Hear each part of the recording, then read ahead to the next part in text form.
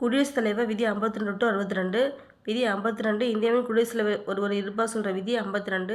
மத்திய அரசின் நிர்வாக அதிகாரம் சென்ட்ரல் கவர்மெண்ட் நிர்வாக அதிகாரம் 53.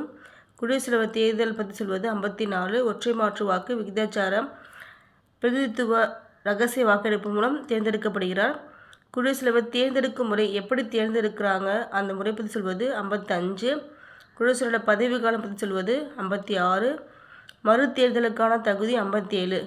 திரும்ப குடியரசுல அகைன்ஸ்ட் தேர்தல் வச்சு அவர் தேர்ந்தெடுப்பதற்கான தகுதி 57.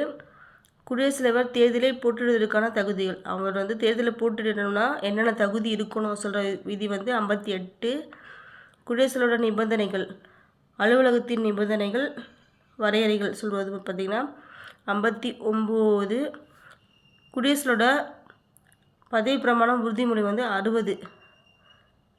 61 பதவி நீக்கம் செய்வதற்கான நடைமுறை அவர் எப்படி பதவி நீக்கம் செய்கிறாங்களோ அதை பற்றி சொல்கிறது நடைமுறை 61.